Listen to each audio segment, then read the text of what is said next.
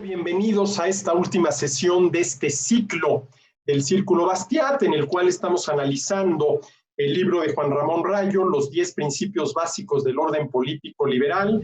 Hoy nos toca analizar el 10º de estos principios básicos, que es el de la globalización, un tema que sobre todo hoy en día cae como anillo al dedo por todos los ataques, cuestionamientos que se le han hecho a la globalización.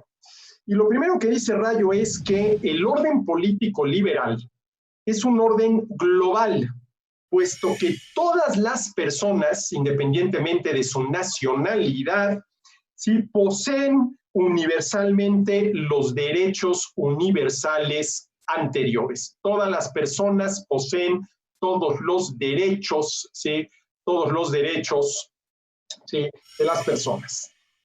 Dice Rayo, dice, la sociedad liberal es una sociedad con múltiples comunidades políticas.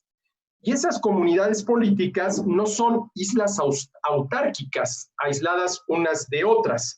Interactúan de algún modo entre sí. Por ello, dice Rayo, la cuestión que para finalizar debemos plantearnos va más allá de cuáles han de ser las reglas internas de cada una de estas comunidades, de cada uno de estos países, y abarca la de cuáles han de ser los principios liberales que presidan las relaciones exteriores entre las distintas comunidades políticas. ¿Cuáles deben ser los principios liberales que presidan las relaciones entre distintos países? Y yo quisiera detenerme un momento en esto que dice Rayo, porque me parece que cae en un error que se comete una y otra vez. El error consiste en creer que son los países, estas distintas comunidades políticas, como las llama Rayo, los que establecen relaciones entre sí. Y no es así. Lo que sucede cuando hablamos de relaciones internacionales entre naciones es que personas de distinta nacionalidad establecen relaciones entre sí. Por ejemplo, en el ámbito comercial esto es muy claro. Hay quienes creen que el libre comercio es el comercio que se da entre naciones, el comercio internacional, cuando es un hecho que las naciones, los países, no comercian entre sí. Comercian entre sí personas de distinta nacionalidad. Y tener esto presente es muy importante para no caer, por ejemplo, en los errores propios del proteccionismo o del mercantilismo, errores que consisten en que los gobiernos, por las razones que sean, le prohíben establecer relaciones comerciales a personas de distinta nacionalidad, o por lo menos le prohíben a sus nacionales establecer relaciones comerciales con personas de otra nacionalidad, lo cual es una violación a los derechos, a la libertad individual y a la propiedad privada. Pero bueno, traduciendo lo que dice Rayo, es que debemos de preguntarnos, ¿sí?, cuáles deben ser los principios liberales que, vamos a decirlo así, presidan las relaciones entre personas de distinta nacionalidad. Y aquí la respuesta es muy clara. Si uno es verdaderamente liberal, los principios liberales que deben regir las relaciones entre personas de distinta nacionalidad deben ser exactamente los mismos que rigen las relaciones entre personas de la misma nacionalidad. Dice Rayo, todos los individuos poseen los mismos derechos generales con independencia de la comunidad política a la que pertenezca, con independencia del país al que pertenecen, con independencia de su nacionalidad. El liberalismo es, pues, una filosofía política universalista y cosmopolita, al menos en lo referente a las bases jurídicas de la sociedad. Los derechos que poseen sus ciudadanos y para privar de ellos a los no ciudadanos. Los derechos individuales no son concesiones que la autoridad política otorga a los individuos, sino que son restricciones interpersonales que también afectan a las actividades que pueden legítimamente desarrollar cada comunidad política hacia sus ciudadanos. Es decir, los derechos no es algo que quien detente el poder político nos otorgue graciosamente. Los derechos son, como dice Rayo, restricciones interpersonales que aceptamos, primero, porque así nos conviene, y segundo, porque reconocemos que eso es lo justo.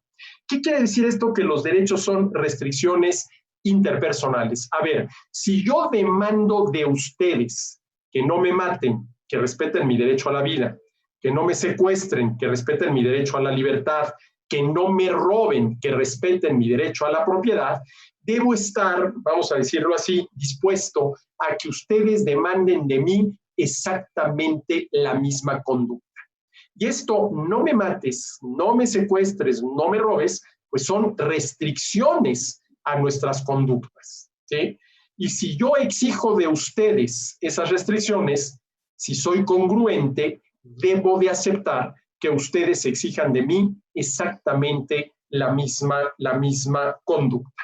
En este sentido, lo que está diciendo Rayo es que el liberalismo, que como ya lo dije al inicio de todas estas sesiones, que van ya para 2 semestres, es sobre todo un principio que dice que respetando los derechos de los demás, hagamos lo que nos dé la gana, pues eso se aplica a cualquier persona independientemente de su nacionalidad. Es más, ya tener que decir que eso se aplica a cualquier persona independientemente de su nacionalidad debería de sonarnos raro, porque ahí la pregunta es, bueno, ¿y qué alguno de estos derechos se le debería de negar a alguien por su nacionalidad? Pues evidentemente que no. En este sentido es que, como dice Rayo, el liberalismo es, vamos a decirlo así, una filosofía política universalista y cosmopolita.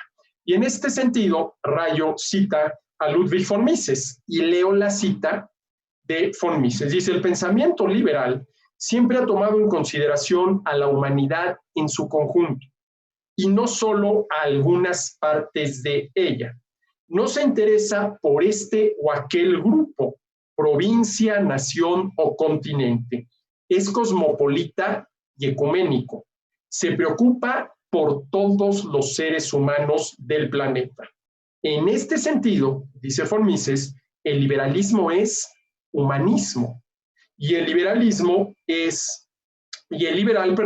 es un cosmopolita ciudadano del mundo, Bueno, lo primero que dice Rayo es que cuando queremos analizar, vamos a decirlo así, el tema internacional desde el punto de vista liberal, el punto de partida debe de ser que todas las personas, independientemente de su nacionalidad, tienen exactamente los mismos derechos. Y que pensar equivocadamente que alguna persona no tiene ciertos derechos por tener determinada nacionalidad es un error que puede llevar a arbitrariedades, así como decir, por ejemplo, que una persona no tiene determinados derechos por pertenecer a una determinada religión, o que una persona no tiene determinados derechos por pertenecer a una determinada raza, o que una persona no tiene derechos o no tiene ciertos derechos por ser hombre o ser mujer, por ser heterosexual o ser homosexual, es verdaderamente una arbitrariedad.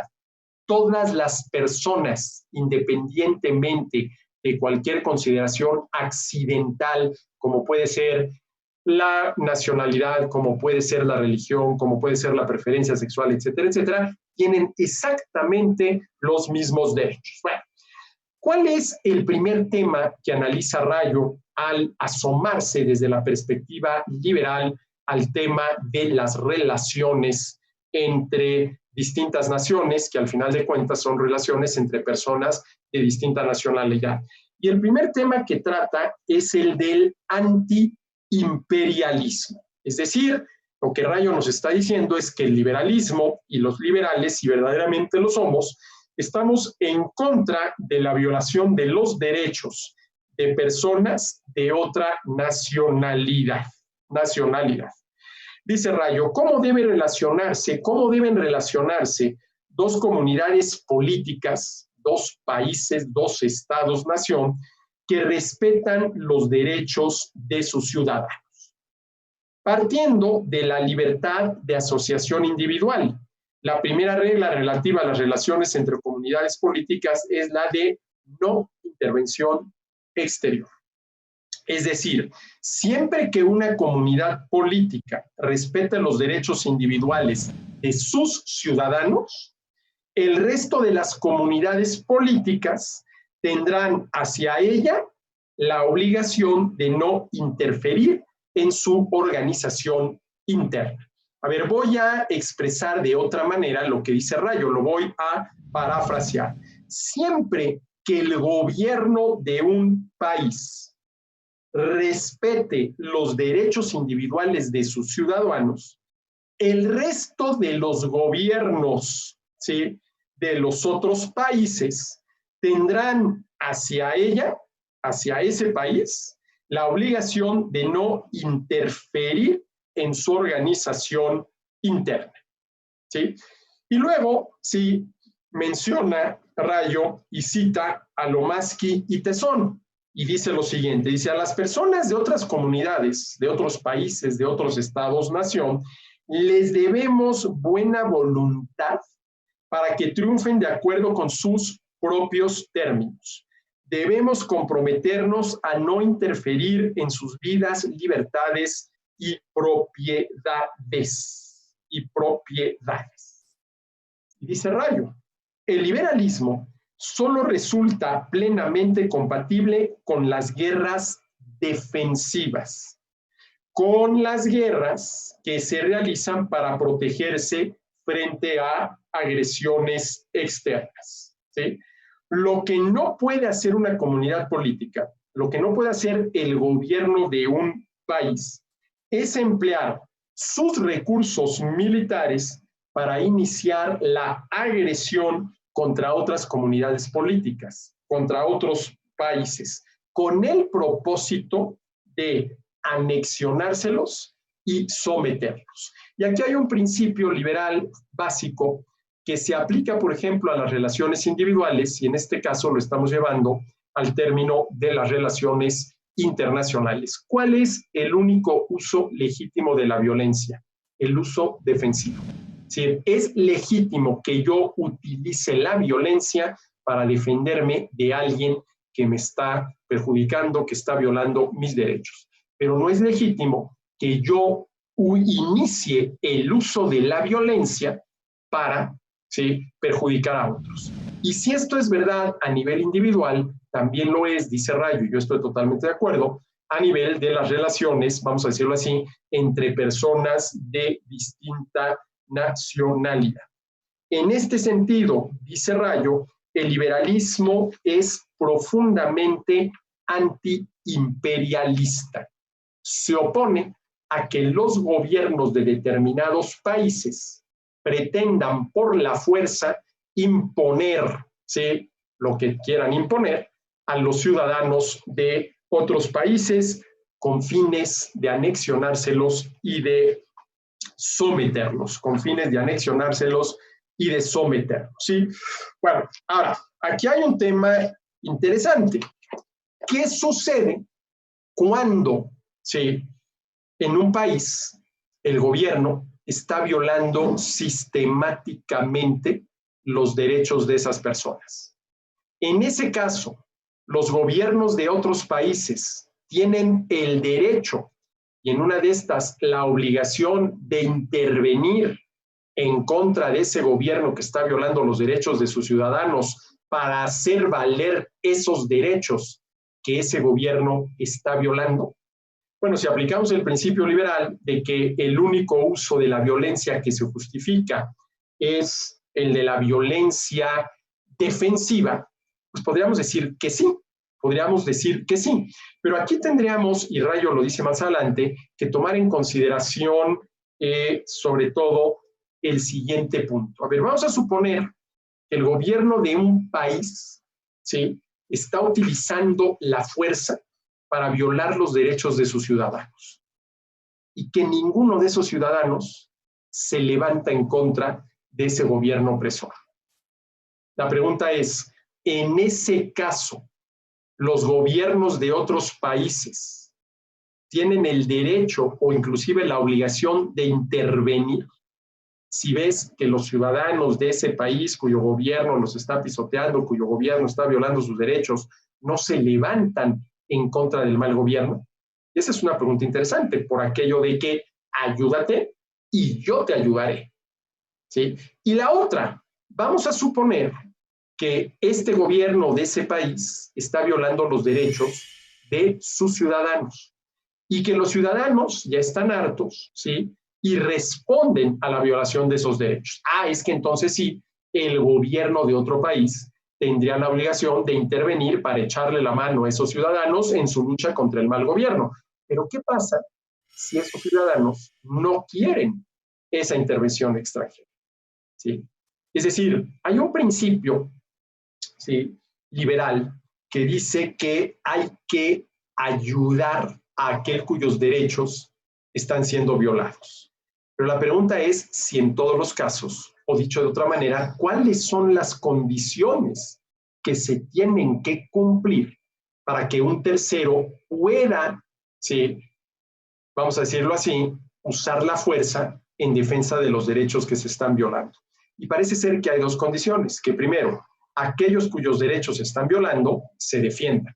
Y segundo, que aquellos cuyos derechos se están violando y ya se están defendiendo acepten la ayuda de un tercero.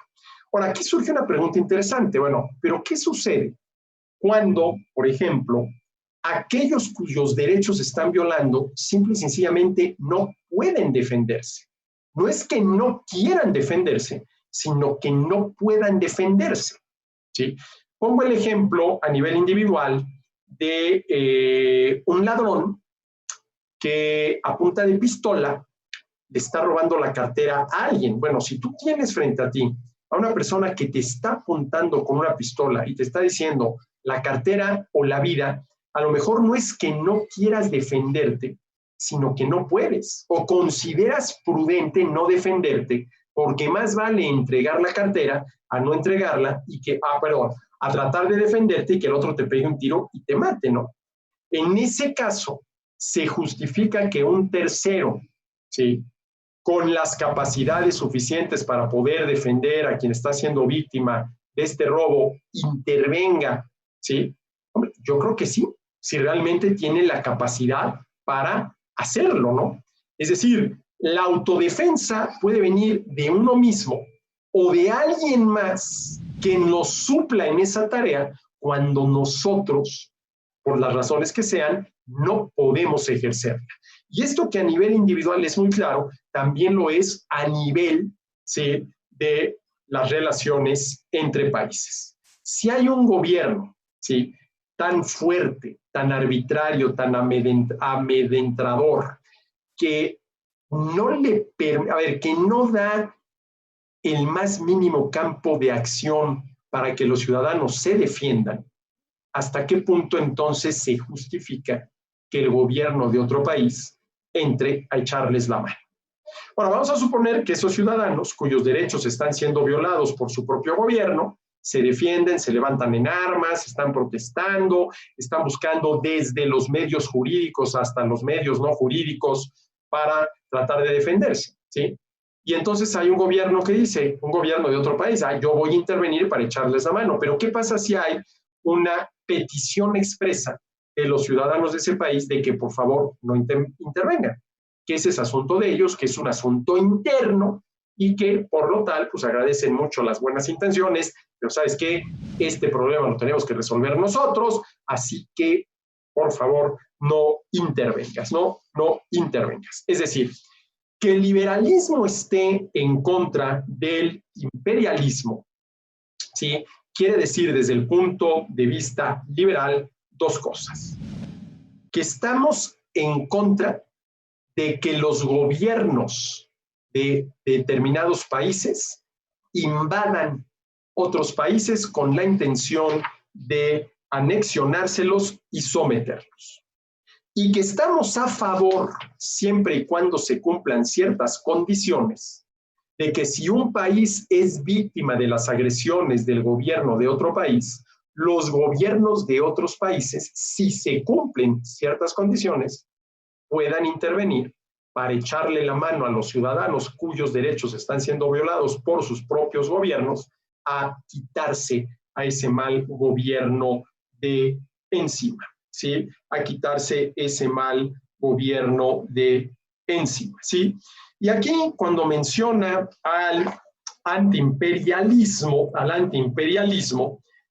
Rayo menciona, por ejemplo, a John Locke. ¿Qué dice John Locke? El agresor que entra en un estado de guerra con otra persona y que invade injustamente sus derechos, no puede por esta vía adquirir un derecho sobre aquel al que ha conquistado. Es decir, ¿qué está diciendo Locke? Vamos a suponer que el gobierno de un país invade otro país y termina conquistándolo, termina sojuzgándonos, ¿sí? La pregunta es, ¿ese gobierno que por medio de la fuerza acabó imponiéndose al gobierno y a los ciudadanos de otro país, tiene el derecho, a partir de que ganó por la fuerza, a, vamos a decirlo así, gobernar a quienes ahora tiene sojuzgados y sometidos? Pues evidentemente que no, porque tú no llegaste al poder de manera legítima, llegaste al poder por medio de la fuerza y utilizando la fuerza para violar los derechos de los demás. Eso es lo que está diciendo Locke. Dice, el agresor que entra en un estado de guerra con otra persona y que invade injustamente sus derechos, no puede por esta vía adquirir un derecho sobre aquel al que ha conquistado. Yo tengo derechos sobre ti porque te conquisté. No, no, no, de ninguna manera. Tendrás el poder sobre mí, pero de ninguna manera el derecho. Y entre el poder y el derecho hay una enorme diferencia, ¿no? Y puede no haber poder más arbitrario que el que se ejerce no porque se tenga derecho para ejercerlo, sino porque se tiene el poder para hacerlo. Porque se tiene el poder para hacerlo. Y me viene a la memoria una escena de la famosísima novela de Boris Pasternak, El Doctor Zhivago, ubicada durante la Revolución Rusa, y hay un momento en el cual el doctor Zhivago va viajando en la ciudad en un tranvía y se encuentra a uno de estos comisarios del Partido Comunista, ¿sí? Y el doctor Zhivago le pregunta, oye, ¿me podrías tú decir con qué derecho están haciendo lo que están haciendo? Y el mismo doctor Zhivago, antes de que el otro le responda, se responde a sí mismo, dice, no, no, espérame, claro, con ningún derecho, solamente por la fuerza. Si tú no tienes el derecho de hacer esto, pero sí tienes la fuerza, ¿sí? Pero ¿qué pasa cuando la fuerza, sobre todo si es la fuerza del gobierno, se ejerce sin tener el derecho para ello? Sin tener el derecho para ello. Pues que entonces el ejercicio de esa fuerza es totalmente injusto, es totalmente arbitrario, ojo, por más que se use con buenas intenciones. Oye, es que mira, yo te libré de ese gobierno que tenías que no te iba a llevar a ningún lado. Y si haces lo que yo te digo, vas a ser feliz. Aguas con aquellos que nos dicen que si hacemos lo que nos dicen, vamos a ser felices. ¿Sí? Aguas. ¿Sí? Entonces, lo que está diciendo Locke es que el agresor que entra en un estado de guerra con otra persona y que invade injustamente sus derechos, no puede por esta vía adquirir un derecho sobre aquel al que ha conquistado. Cualquiera puede estar fácilmente de acuerdo con esta proposición, a menos que se sostenga que los ladrones y los piratas adquieren el derecho de gobernar sobre aquella gente a la que han dominado por la fuerza. Y claro, yo creo que nadie está dispuesto a aceptar, por ejemplo, que el amo de los esclavos adquiere el derecho inclusive sobre la vida de los esclavos porque los conquistó por la fuerza, porque los sometió a su condición de esclavos por la fuerza, simple y sencillamente porque es el más fuerte, porque es el más fuerte. Y luego vuelve Rayo a citar a von Mises. Dice Mises, la política liberal no tiene nada en común con el imperialismo. Al contrario, está diseñada para destronar al imperialismo y para expulsarlo de la esfera del comercio internacional. Entonces, la primera manifestación liberal en el ámbito internacional es el antiimperialismo. Y ya para terminar este punto, ¿sí? Rayo cita a Herbert Spencer, ¿sí? Quien dice lo siguiente, o dijo y dejó escrito lo siguiente, dice, en la medida en que se desee seguir conquistando a otras gentes y mantenerlas subyugadas, los ciudadanos fusionarán sus libertades personales con el poder del Estado y aceptarán la esclavitud que el imperialismo requiere.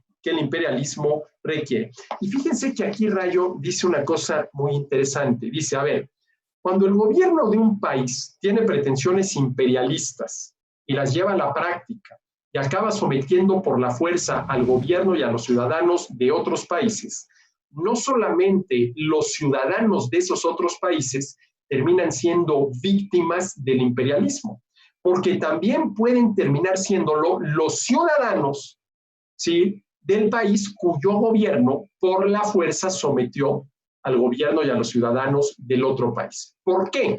Porque lo que dice Rayo, y históricamente así ha sido, es que el imperialismo, sobre todo cuando los gobiernos imperialistas tienen, vamos a decirlo así, intenciones expansionistas, no se conforman con someter a pocos países y quieren someter a la mayor cantidad de los mismos, tienen que acabar también imponiendo, ¿sí?, una serie de restricciones a los derechos, ¿sí?, de sus propios ciudadanos. ¿Por qué? Porque, a ver, si yo para mantener el imperio necesito 10 veces más soldados de los que tengo, ¿cómo le hago para obtener 10 veces más soldados de los que tengo si no quiero caer en el peligroso, vamos a decirlo así, expediente de contratar mercenarios que se venden al mejor postor?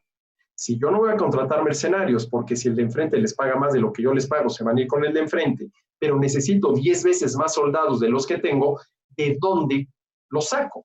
Pues obligando a mis ciudadanos, ¿sí?, a ir como soldados a sostener el imperio, ¿sí? Y esto es interesante porque sin duda alguna hay que tomarlo en cuenta, ¿no? Víctimas del imperialismo no solamente lo han sido históricamente los ciudadanos y los gobiernos de aquellos países en los cuales el gobierno de otro país logró someterlos, sino también los ciudadanos de los países cuyos gobiernos tienen estas, vamos a decirlo así, aspiraciones imperialistas. Y por último, para terminar con este tema, lo que hace Rayo es citar a William Graham Sumner, que siempre estuvo muy influido por el pensamiento de Herbert Spencer, ¿sí? Y que además formó parte, me refiero a William Graham Sumner, de lo que en aquel entonces era conocida como la Liga Antiimperialista.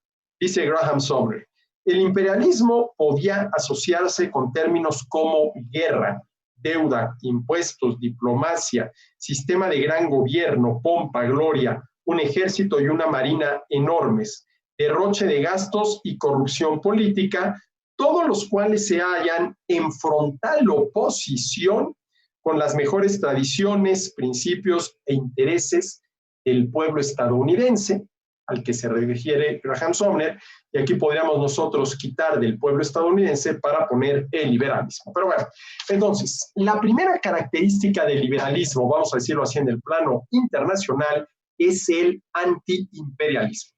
Pero luego viene la segunda, muy interesante. La segunda característica del liberalismo en el ámbito internacional es la autodeterminación, es decir, estar a favor de la libertad de las personas para decidir si quieren seguir perteneciendo o no a un Estado, a un país.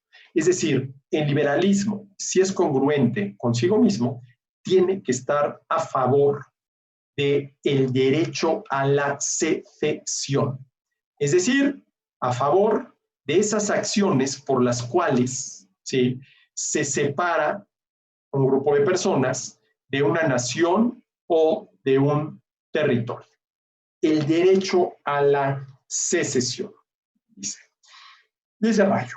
Ahora bien, recordemos que los estados, como comunidades políticas no voluntarias que son, y aquí retomo esta idea de Rayo. A ver, un grupo de alcohólicos anónimos, por poner el ejemplo, es consecuencia de la voluntad de un grupo de personas para asociarse con el fin, de lograr determinados objetivos. No sé por qué siempre pongo este ejemplo, pero es un buen ejemplo, ¿no? Un grupo de alcohólicos anónimos es producto de la intención de quienes lo forman de asociarse para lograr determinados objetivos. Y esa libertad para asociarse en un grupo de alcohólicos anónimos tiene como la otra cara de la moneda la libertad para, si aquello ya no sirve a mis fines, desasociarme para unirme o para dejarlo. Pero esto no sucede con los estados-nación.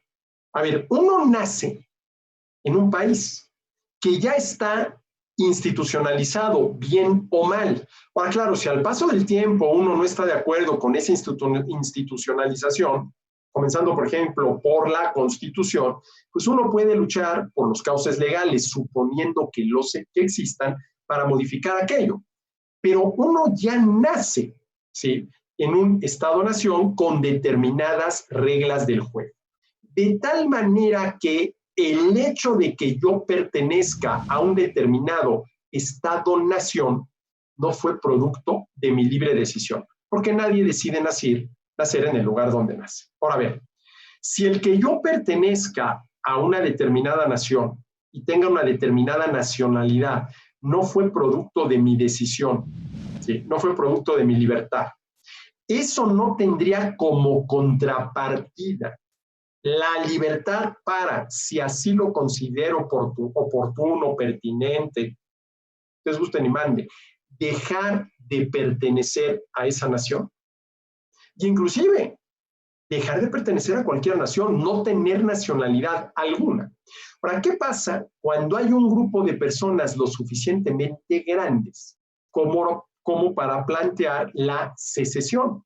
A ver, vamos a suponer, para poner el caso de México, ¿no?, que ciertos estados del norte de la República, los que hacen frontera con los Estados Unidos, por razones que podían ser por demás entendibles, decidieran, ¿sí?, dejar de formar parte de los Estados Unidos mexicanos para empezar a formar parte de los Estados Unidos de Norteamérica.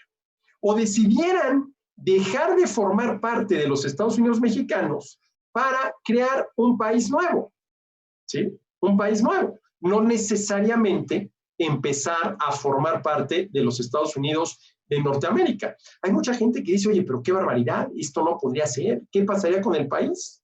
¿Sí? Pero ¿hasta qué punto las personas tenemos el derecho a la secesión?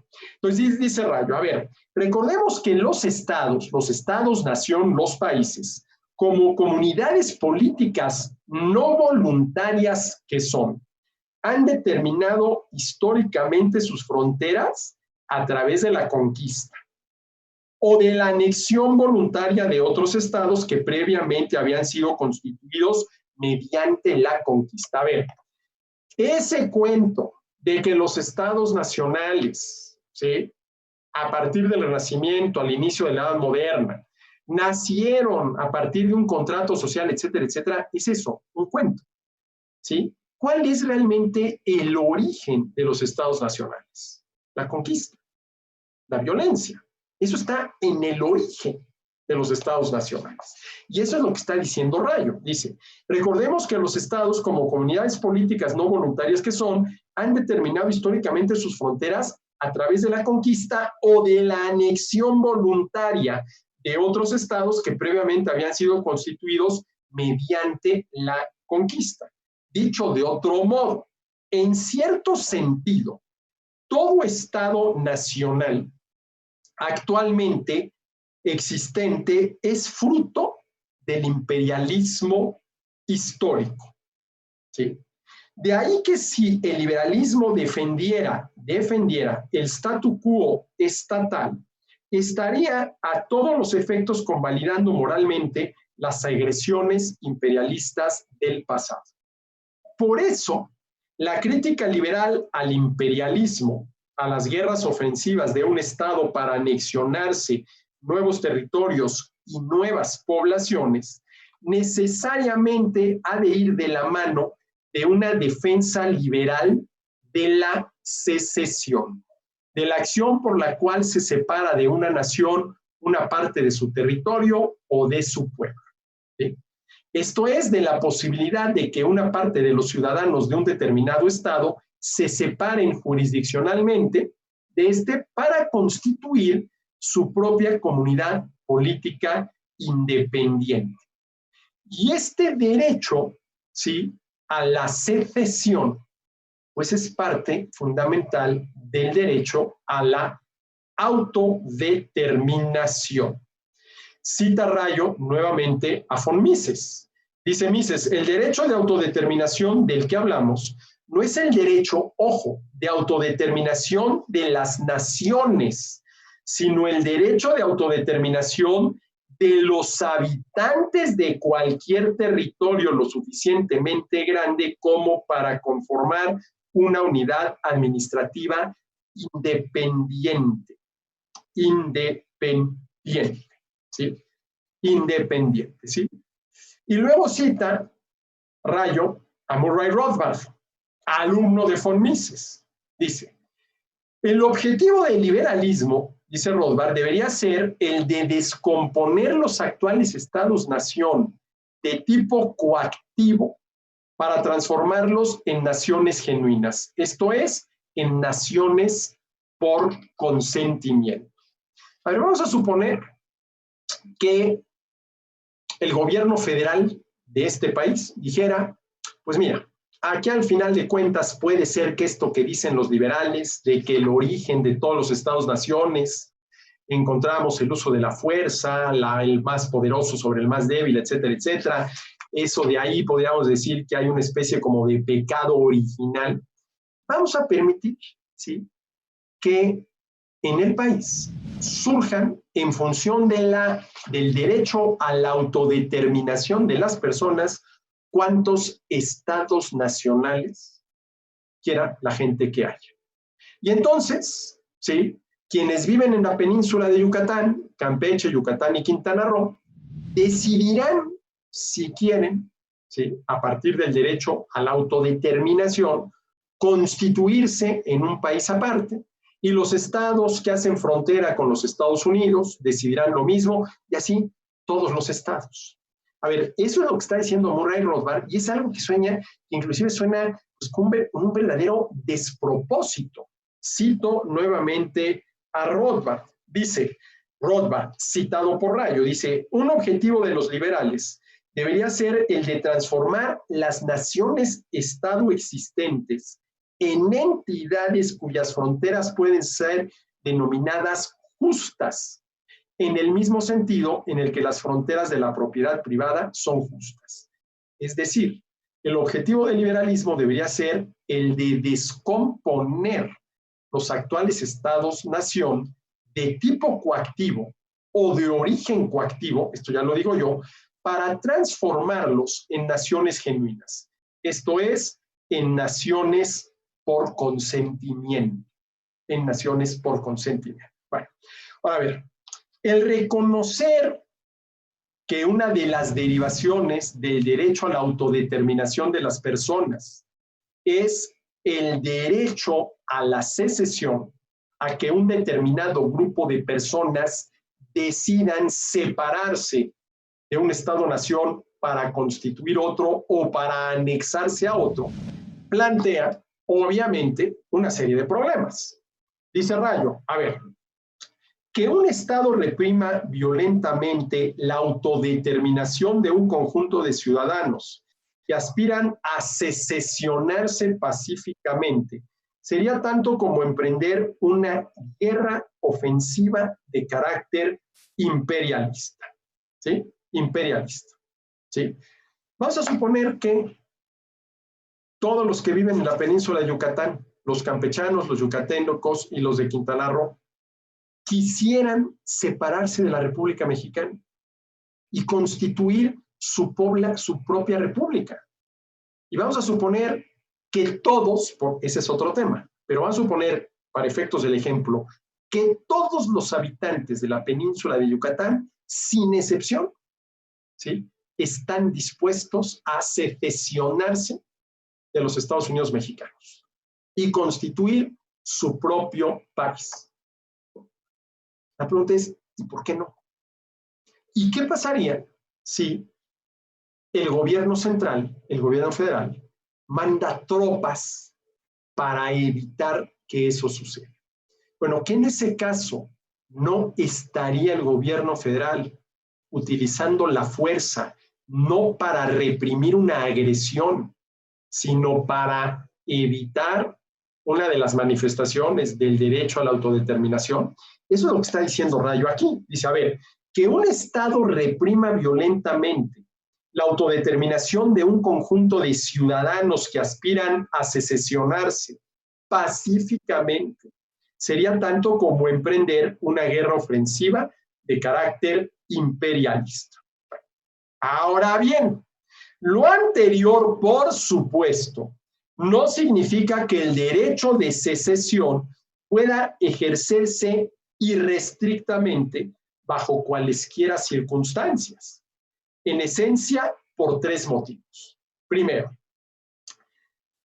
en la medida en que el derecho de autodeterminación es individual, pero normalmente solo puede ejercerse grupalmente, sobre todo cuando se trata de una secesión, podrá haber personas dentro de ese territorio que no quieran secesionarse y que en consecuencia sean arrastradas a un nuevo estado en contra de su voluntad. Y ahí hay un tema muy interesante. A ver, vamos a suponer que el 51% de la población de un determinado territorio quiere secesionarse, separarse de ese país. Y el otro 49%, la mitad menos uno, no. Y que esto se decide en función de la voluntad de la mayoría. Bueno, ¿esto qué supondría? Que el 49% de las personas de ese nuevo país que se constituiría por la secesión, ¿sí?, no están de acuerdo. Y por lo tanto, con ellos se está ejerciendo violencia porque se les está obligando a pertenecer a un país con el cual no están de acuerdo.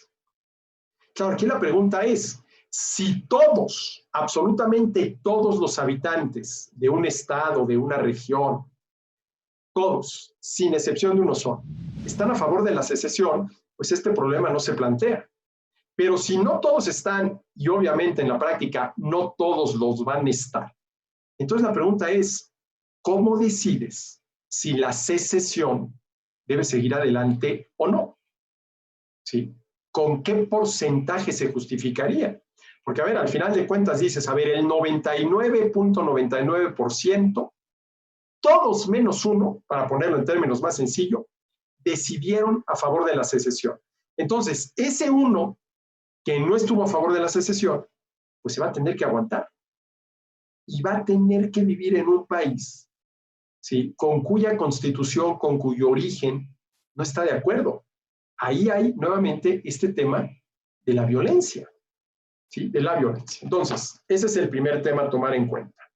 El segundo, la secesión de una comunidad política también tiene implicaciones sobre los derechos de los ciudadanos que permanecen dentro del Estado que se separa.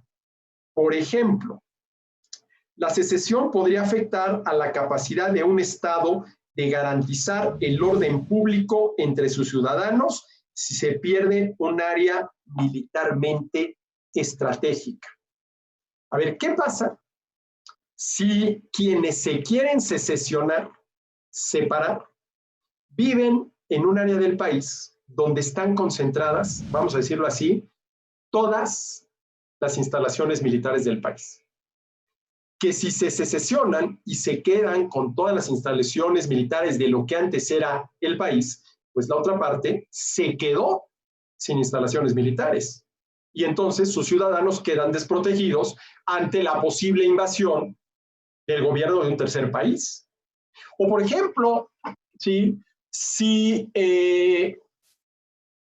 los ciudadanos que quieren secesionarse viven en la región del país donde está, claro, esto es muy difícil que suceda, pero bueno, como pregunta teórica es interesante, donde se realiza toda la actividad agropecuaria del país. Y al final de cuentas, sí, pues vivimos del campo, que luego transformas los alimentos y la industria agroalimentaria y lo que tú quieras, pero vivimos del campo, ¿no? Entonces, esto también hay que tomarlo en cuenta. A ver, no nada más el que tú quieras separarte, sino qué efecto puede llegar a tener esa separación sobre el resto del país, sobre el resto del país. Y tercero, dice Rayo, si un grupo se secesiona, pero la garantía de su orden público sigue dependiendo indirectamente del Estado del que antes formaba parte, en realidad no se tratará de una secesión constitutiva de una nueva comunidad política independiente, sino solo de una forma de escaquear, obtener recursos a modo de free rider, es decir, de gorrón, de cubrir los gastos inherentes a la provisión de ese bien público que es el orden público. A ver, yo me quiero secesionar, ¿sí? Yo ya no quiero pertenecer a este país, pero sí te voy a pedir que una vez que nos hayamos secesionado, tu gobierno del país al cual alguna vez pertenecimos, me sigas garantizando la seguridad de mis ciudadanos. Ah, bueno, de acuerdo, pero entonces para eso te voy a tener que cobrar impuestos. No, ya no me los puedes cobrar porque somos otro país. Y tú solamente puedes cobrar impuestos en tu país, no en el mío, ¿sí? Entonces, a ver, la primera pregunta es, de acuerdo, ustedes se quieren secesionar, se quieren separar, pero ¿están en condiciones de sufragar o van a estar en condiciones de sufragar todos los gastos que hay que sufragar para poder, por ejemplo, garantizarle a los ciudadanos todo este tema de la seguridad, ¿sí? Y la impartición de justicia, ¿sí? Porque no se vale que adoptes la actitud de aquel que dice, yo ya soy independiente, ya me voy de casa de mis papás, pero a las 7 de la mañana estoy aquí para desayunar, y a la 1 de la tarde regreso para comer, y a las 8 paso por mi merienda, y así día tras día. Oye, pues valiente independencia, ya no vives con tus padres, pero sigues desayunando, comiendo y merendando en casa de papá y mamá, ¿sí? Y además los jueves les traigo la ropa sucia para que me la laven y la recojo el viernes. No, a ver, si vas a ser independiente, vas a hacerlo en serio, ¿sí? En serio, ¿sí? Dice, por todos estos temas que hay que tomar en consideración con relación a la secesión, los pensadores liberales, dice Rayo, han especificado cuál es el conjunto de circunstancias que podrían modular o limitar ese derecho a la secesión. Y menciona, y las voy a señalar rapidísimamente, las siguientes. 1, que el grupo que quiere secesionarse no sea lo suficientemente amplio como para asumir las responsabilidades de un Estado independiente. A ver, vamos a suponer que 100 mexicanos queremos secesionarnos. Híjole, 100. Vamos a poder constituir un Estado-nación verdaderamente independiente de lo que es los Estados Unidos mexicanos. Entonces, que el grupo que quiera sesionarse, ¿sí?, no sea lo suficientemente amplio como para asumir las responsabilidades de un Estado independiente. 2, que el grupo que quiera secesionarse no vaya a permitir la secesión de otros de sus grupos, aun cuando ésta sea moral y efectivamente posible. Porque entonces, si todo el mundo quiere secesionarse, pues acabaríamos con el país de uno. Habría tantos países como personas habría en el mundo. A ver, si esto de la secesión lo llevamos hasta un extremo absurdo, pues sería que habría tantos países como personas hay en el mundo y cada persona individualmente considerada tendría su país. Y evidentemente que tú podrás irte a vivir solo a una isla, pero de eso a decir que eso es un país y de eso a pretender, si llevamos al extremo, los afanes secesionarios, que eso es ideal, pues es verdaderamente absurdo, ¿sí? 3, que el grupo que quiera secesionarse pretenda explotar o oprimir a otros subgrupos que no puedan secesionarse por hallarse dispersos territorialmente o por otros motivos. A ver, yo me quiero secesionar para poder implantar, establecer en mi país la esclavitud. No, espera, esa no es una razón para la cual tú debas secesionar. Que el grupo que desea secesionarse no sea fronterizo y por tanto la autodeterminación vaya a crear un enclave dentro del territorio del Estado. A ver, ¿qué pasa si un Estado fronterizo se quiere secesionar para anexarse al país vecino y ese país vecino tiene intenciones colonialistas sobre el resto del país? Pues que puede utilizar ese pedazo del país que se sesionó, pues precisamente para ir avanzando, ¿sí? Eso no se va.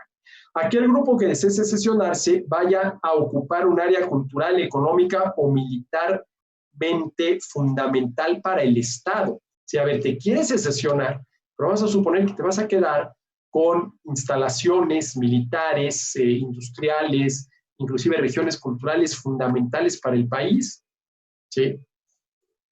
Que el grupo que desea secesionarse vaya a ocupar un área desproporcionadamente grande de los recursos económicos del Estado existente. Es decir, si bien es cierto que se tiene que respetar porque es parte del derecho a la autodeterminación, el derecho a la secesión de los ciudadanos, para que este derecho sea válido, se tienen que cumplir una serie de requisitos. Y aquí volvemos al tema que vimos en la anterior sesión del Círculo Bastiat. Una de las tareas de los gobiernos con relación a los derechos de las personas es darles contenido, ¿sí? Definirlos puntualmente. A ver, de acuerdo, derecho a la secesión, yo soy el primero en estar derecho, pero ¿qué supone ya en la práctica ese derecho a la secesión? ¿Cuándo sí y cuándo no? Ah, es que si me pones una serie de cuándos no, pues entonces ya no hay derecho a la secesión. No, sí hay derecho a la secesión, pero siempre y cuando el mismo, por ejemplo, no termine violando derechos de otros, que es un principio básico. Tú puedes ejercer tus derechos siempre y cuando ese ejercicio no suponga la violación de los derechos de los demás, ¿sí? Bueno, entonces, desde el punto de vista internacional, el liberalismo es antiimperialista y está, siempre y cuando se defina puntualmente, a favor del derecho a la secesión.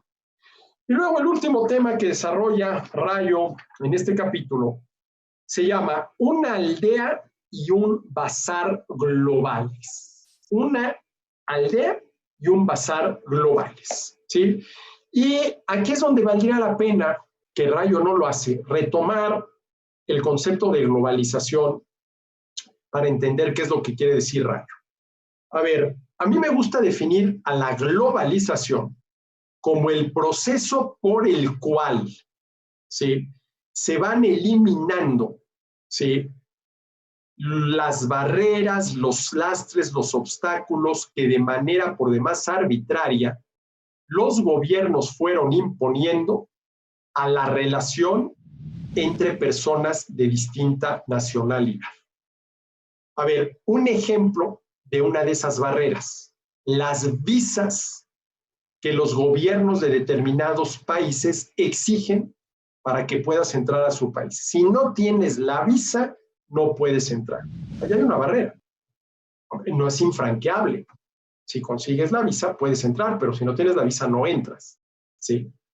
Entonces, la globalización es ese proceso por el cual los gobiernos de los distintos países van reduciendo y eliminando las barreras que de manera por demás arbitraria establecieron a las relaciones entre personas de distinta nacionalidad, ¿sí? De tal manera que si la globalización, definida como este proceso, llegara a buen término y algún día ya no existen esas barreras, habríamos llegado, y aquí lo que hago es jugar con los términos, a la globalidad. Es decir, el que la globalización llegue a buen fin, el que se terminen, ¿sí?, por eliminar todos esos lastres, obstáculos y barreras que los gobiernos impusieron a las relaciones entre personas de distinta nacionalidad, daría como resultado la globalidad, que es precisamente, por ejemplo, el estado que se tienen en los distintos países. Por ejemplo, ¿sí?, en México, todos los estados que forman la República Mexicana, ¿sí?, lo que forman es una globalidad. A ver, tú puedes ir y venir de un estado de la República al otro sin mayores problemas. Nadie te pide una visa, nadie te pide un pasaporte, nadie te pregunta a qué va, nadie te pregunta a qué trae. Si no es por el letrero que dice adiós Veracruz, bienvenido Tamaulipas, no te enteras que pasaste de un estado a otro, ¿sí? Y hay quienes nos preguntamos si esta, que es la condición que existe al interior de los países, no es la condición que debería existir, ¿sí?, en todo el mundo, en todo el mundo. Una pregunta, y nada más la dejo en pregunta. ¿Cuándo hemos oído que, por ejemplo, al interior de un país, al interior de México, haya problemas migratorios de un estado de la República al otro? Nunca. A ver, yo nunca he oído de un serio problema migratorio entre el estado de Veracruz y el estado de Tamaulipas, ¿sí?, o entre la Ciudad de México y el Estado de México, ¿sí? Nunca. ¿Y no será que esos problemas no se dan porque los mexicanos podemos transitar desde Tijuana hasta Cancún, desde Matamoros hasta Tapachula, como Pedro por su casa, sin que nadie te para cuando pasas de un estado a otro, sin que te pidan una visa, sin que te pidan pasaporte? ¿No será que por eso, por esa libertad que tenemos, es que no se generan ese tipo de problemas? Mientras que cuando empiezan a aparecer las fronteras, las visas, los pasaportes, etcétera, etcétera, las cuotas de migrantes, ¿sí?, es cuando empiezan a darse estos problemas. En fin, pero lo que está diciendo Rayo es que, ¿sí?, la postura liberal en materia internacional es la de reconocer plenamente, definir puntualmente y garantizar jurídicamente el tránsito de personas, mercancías y capitales por todos los países del mundo sin que nadie te lo prohíba. Sin que nadie te lo prohíba. Es decir, es reconocer a nivel internacional lo que ya se practica a nivel intranacional, a nivel intranacional, ¿sí?, a nivel intranacional, ¿sí? Ahora, aquí falta muchísimo, porque a ver, en el tema de la globalización, por ejemplo, el frente en el cual está más avanzada la globalización es el frente relacionado con el intercambio de información vía Internet.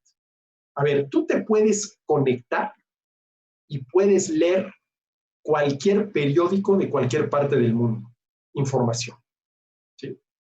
Ahí los límites son técnicos y por ningún motivo debemos permitir que los gobiernos pretendan limitar, condicionar, prohibir esa libertad que tenemos para intercambiar información a través de esta maravillosa tecnología, ¿sí?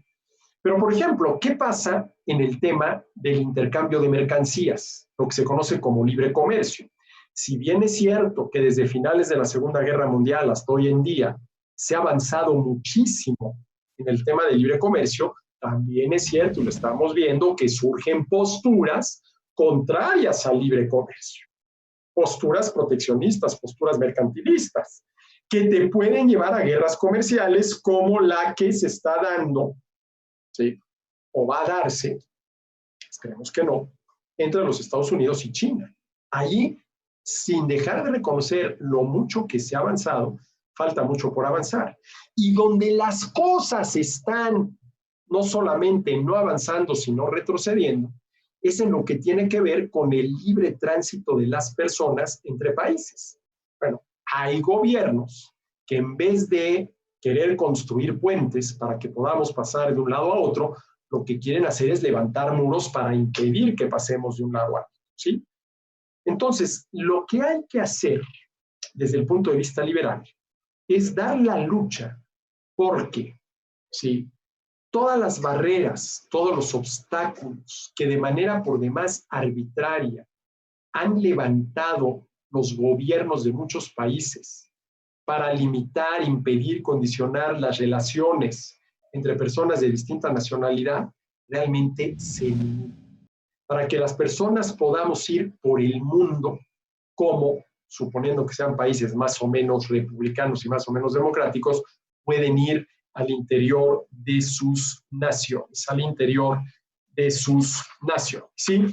Dicho esto, y ya para terminar, cito uno de los últimos párrafos de Rayo. Dice, en otras palabras, el liberalismo abraza por entero la globalización, entendida como la definí yo hace un momento, como ese proceso por el cual los gobiernos de los distintos países van reduciendo o eliminando las barreras que de manera por demás arbitraria levantaron a la relación entre personas de distintas nacionalidades. El liberalismo abraza por entero la globalización como aplicación a gran escala de los principios de libre asociación y de libre mercado al archipiélago de comunidades organizadas, a todos los países del mundo. Así, el liberalismo abraza la libertad de movimientos de personas, mercancías y capitales entre las diversas comunidades políticas. Dice, cualquier intromisión de un Estado, de un gobierno, en la libertad de circulación transfronteriza de personas, mercancías y capitales que no esté realmente justificada en consideración del orden público en consideraciones de orden público constituye un ataque a la libertad de las personas, ¿sí? A la libertad de las personas. ¿Y cuándo, por ejemplo, debería de prohibirse o limitarse el libre tránsito de personas o de mercancías entre dos países? Por ejemplo, y esto en estos momentos, bueno, pues es el tema, por cuestiones de tipo sanitario. A ver, si yo sé que la persona que quiere entrar a mi país está contagiada de un determinado virus y que esto va a acabar contagiando a medio mundo, pues yo tengo no solamente el derecho, sino la obligación, para hacer valer el derecho a la salud de los habitantes de mi país, de prohibirle a esa persona la entrada. Si yo sé que la importación de una determinada fruta o de un determinado vegetal, porque en ellos viene un determinado bichito que va a acabar con el media cosecha en el país, pues ahí no tengo tanto el derecho, sino la obligación de prohibir la entrada de esas mercancías. Si yo sé que este grupo de personas quiere entrar al país, por ejemplo, para armar atentados terroristas, pues no solamente tengo el derecho, sino la obligación de no permitirles la entrada. Sí, a ver, ¿cuándo se debe prohibir el libre tránsito? Cuando la consecuencia de ese libre tránsito suponga la violación de derechos de personas. Pero si no es el caso, pues que las personas puedan ir y venir por el mundo como más les convenga. Para terminar, nada más un punto. A ver, por ejemplo, hay gobiernos, es el caso del nuestro en estos momentos, el de López Obrador y la Cuarta Transformación, que dicen que por prudencia hay que lograr la autosuficiencia, por ejemplo, energética, y dejar de importar gasolinas para producir todo lo que consumimos en el país y no depender así de las importaciones. Bueno, a ver, aquí ¿cuál es el problema? Aquí el problema es que, por ejemplo, importamos más de la mitad de la gasolina que consumimos y buena parte de esa gasolina importada proviene de los Estados Unidos. Ahora, a ver, si entre nosotros importadores de gasolina estadounidense y aquellos exportadores de la misma llegamos a un acuerdo, nos ponemos de acuerdo en torno al precio, ¿sí? Pues no hay ningún motivo lógico sensato para pensar que esa relación comercial en algún momento va a dejar de darse, puesto que a los dos nos conviene. Pero ¿qué pasa si por motivos, vamos a decirlo así, metaeconómicos, más allá de los económicos, el presidente de los Estados Unidos, el señor Trump, decidiera prohibir la exportación de gasolina estadounidense a México? Por lo que ustedes gusten y manden. A ver, tú, gobierno mexicano, no me ayudaste de manera verdaderamente eficaz en detener la migración en tu frontera sur, pues ahora yo, como represalia, ¿sí?, le prohíbo a los exportadores estadounidenses venderte gasolina. Y entonces sí, pues tendríamos que buscar un proveedor alternativo para poder conseguir ese 50% de la gasolina que consumimos que es importada. Pero a ver, ¿cuál es el problema? El problema es que hoy en día los gobiernos sí tienen ese poder de prohibir las relaciones comerciales entre personas de distinta nacionalidad. Échenle un ojito al artículo 131 constitucional, en nuestra Constitución. Ese es el problema. Es decir, ¿cómo es posible que hayamos llegado a un grado en el cual los gobiernos de los distintos países lo que hacen al final de cuentas es darte permiso para poder comerciar con otros? Y dártelo inclusive de manera condicionada. Mira, tú sí puedes comerciar, pero bajo estas condiciones. Y ese es el verdadero problema, que los gobiernos se han metido hasta la cocina. Se han metido hasta la cocina. Y eso es verdaderamente antiliberal. Bueno, con esto damos concluido, ¿sí?, estos dos ciclos del Círculo Bastiat que dedicamos a analizar este muy buen libro de Rayo, Liberalismo, los 10 principios básicos del orden político liberal, un libro que hoy en día es muy pertinente, un libro que hay que leer, porque sobre todo la lectura del libro de Rayo nos deja claro lo mucho que falta todavía para poder tener países, sociedades verdaderamente liberales, basadas en este principio que para mí es la esencia del liberalismo, que respetando los derechos de los demás, haz lo que te dé la gana. Yo agradezco mucho que me hayan acompañado, ¿sí?, a lo largo de todas estas sesiones. Y bueno, muchísimas gracias a todos los que están detrás de este esfuerzo, a Caminos por la Libertad por un lado, a la Fundación Friedrich Naumann por el otro, en su momento a la Universidad Panamericana, que siempre nos prestó sus instalaciones y espero que algún día lo vuelva a hacer cuando volvamos a la nueva normalidad, y sobre todo a todos los que 15 días tras 15 días me han acompañado en estas reflexiones que espero hayan sido de muchísima utilidad. Muchísimas gracias y hasta la próxima.